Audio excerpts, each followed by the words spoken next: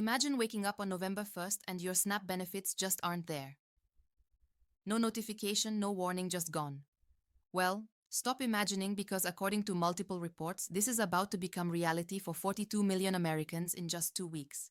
The US government is telling states to hold off on sending SNAP payments starting November 1st. Let that sink in. 42 million people. That's not a typo. We're talking about millions of families, disabled Americans on SSI and SSDI, veterans relying on VA benefits, elderly people, single moms. All of them could see their food assistance suspended or completely cut off. I spent hours reading through government reports, state announcements, and federal documents so you don't have to. And what I found is deeply concerning. This isn't about a policy change or the usual benefit adjustments. This is about a government shutdown that's dragging on and SNAP recipients are about to pay the price. Here's the situation. We're on day 16 of a federal government shutdown. The Senate has voted 10 times to try to pass a funding bill to reopen the government, and all 10 times it's failed. Just today the vote was 51 to 45. They need 60 votes to pass. They didn't get it. They also tried to pass a long-term bill to fund the Pentagon so our military personnel get paid on November 1st. That failed too. And here's the problem. SNAP is what they call a mandatory program, which means it's supposed to be fully funded. But here's the catch. Money still has to be appropriated by Congress for the government to actually use it for SNAP benefits. And right now that hasn't happened. October payments are fine. Those went through because they were already funded. But come November 1st, we're looking at either partial payments, reduced benefits, or, and this is the biggest concern, complete suspension of all SNAP payments for everyone.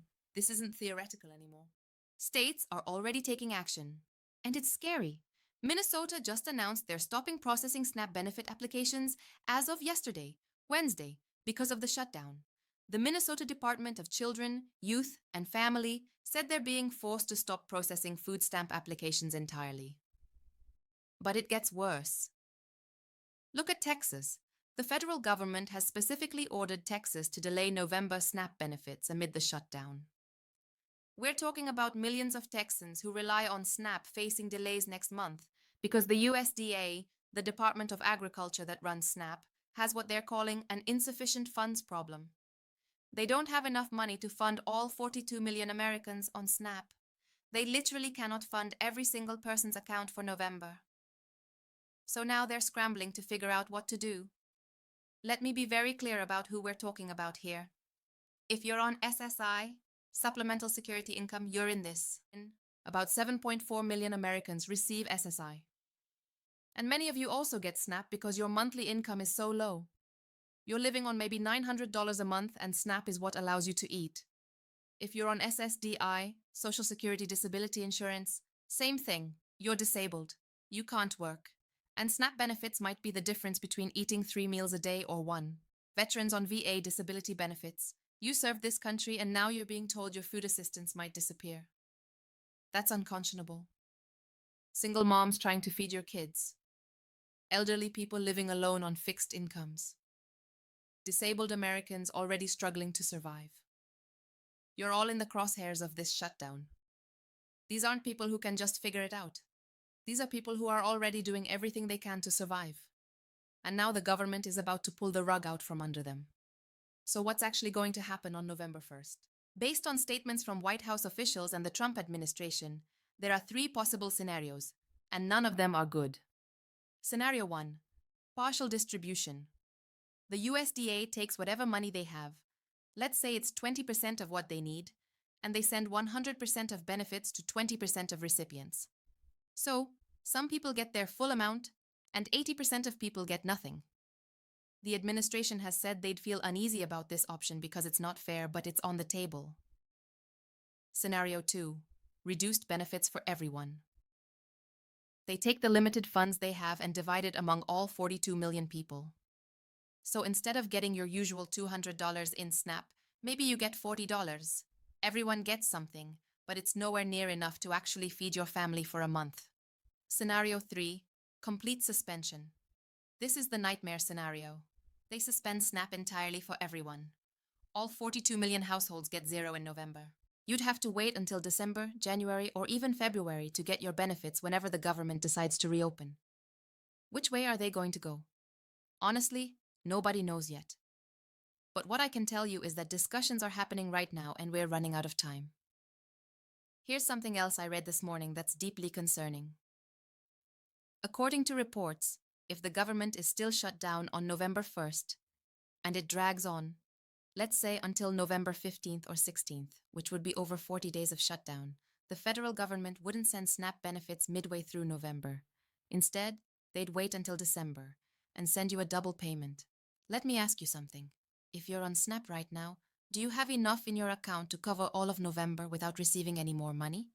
Can you make what's left from your October benefits stretch for 6, 7, 8 weeks? For most people, the answer is no. That's why I told you 2 weeks ago when this shutdown started, you need to use your money wisely. You need to ration because this is exactly what's happening. Now, there's another layer to this that's making people nervous. The Trump administration has asked every single state to turn over sensitive data about SNAP recipients, names, dates of birth, home addresses, social security numbers, benefit amounts going back to 2020. At least 27 states have already complied and turned over this information to the USDA. Most states with Republican governors have already sent it in. Most Democratic states have refused, saying this is an invasion of privacy. The administration says this is to combat waste, fraud, and abuse in the SNAP program to make sure people receiving benefits aren't scamming the system. But here's what frustrates me. Study after study shows that SNAP has one of the lowest fraud rates of any government program. We're talking less than 1%. So, we're shutting down benefits for 42 million people and demanding sensitive personal information to solve a fraud problem that barely exists. That doesn't add up. Here's the political reality. There are two competing priorities that need to be resolved by November 1st.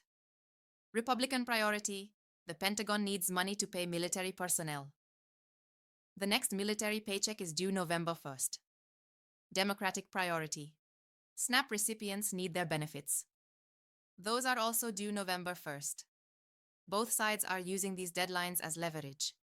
And in the middle, you real people who need food, veterans who served, disabled Americans who can't work, kids who depend on their parents, SNAP, benefits to eat. According to reports, millions of households will go hungry in November if this isn't resolved. We're not talking about inconvenience. We're talking about people starving. Okay, here's your action plan. These are the steps you need to take in the next 2 weeks. Action 1. Ration your current benefits. If you got your October SNAP payment, you need to make it last. Buy bulk staples, rice, beans, pasta, canned vegetables. Focus on foods that stretch. This is not the time to splurge. Every dollar needs to go as far as possible. Action 2. Apply for emergency food assistance now. Don't wait until your benefits are suspended. Go to your local food bank this week. Register with them. Find out their hours and what ID you need to bring. Some food banks have limits on how often you can visit, so establish yourself now. Action 3. Check if your state is still processing applications. If you've been meaning to apply for SNAP or recertify, check with your state immediately. Remember, Minnesota has already stopped processing applications. Other states might follow. If you have a pending application or recertification, call your caseworker and find out the status. Action 4. Contact your representatives. I know you've heard this before, but this is serious. Call your senators and representatives and tell them you need SNAP benefits to survive. Tell them you're disabled, you're a veteran, you're a senior, you're a single parent. Make it real for them. Action 5. Watch for updates from your state. Sign up for text alerts from your state SNAP office if they offer them. Check your state's Human Services website daily. States are going to have different approaches to this, and you need to know what your state is planning. Look, I'm not going to sugarcoat this. The situation is bad, but there are some reasons to believe this could get resolved before November 1st. First, the pressure is mounting. Military families need their paychecks. SNAP recipients need food. The longer this drags on, the more pressure Congress faces to actually do their jobs and pass a funding bill.